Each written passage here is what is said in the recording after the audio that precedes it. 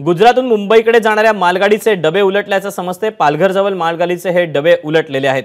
मुंबईकडे येणाऱ्या रेल्वे वाहतुकीवर यामुळे परिणाम होण्याची शक्यता जी आहे ती वर्तवली जाते। या घडीची महत्त्वाची आणि मोठी अपडेट, गुजरातहून मुंबईकडे जाणाऱ्या मालगाडीचे जे डबे आहेत ते उलटलेले आहेत आणि पालघरजवळ मालगाडीचे डबे उलटल्याने आता मुंबईकडे येणाऱ्या रेल्वे वाहतुकीवर याचा परिणाम होण्याची शक्यता आहे।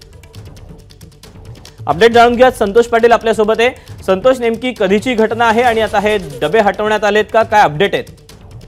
नक्कीच दीपक, ही आत्ताचीच घटना आहे। अगदी पालघर स्थानकाच्या इथेच गुजरातहून मुंबईकडे जाणारी ही मालगाडी होती आणि हे या मालगाडीचे डबे इंजिन पासून वेगळे झाले आणि काही डबे मागे प्रभावित झालेले आहेत, तर काही जे डब्यातील लोखंडी रोलर आहेत हे सर्व ट्रॅकवर पडलेले आहेत। साधारणतः 1 नंबरचा आणि 2 नंबरचा जो ट्रॅक आहे तो आता प्रभावित झालेला आहे। त्याच्यामुळे निश्चितच ह्याचा परिणाम आहे तो लोकल वाहतूक आणि त्याचप्रमाणे लांब पल्ल्याच्या गाड्या आहेत त्याच्यावर होण्याची शक्यता आहे।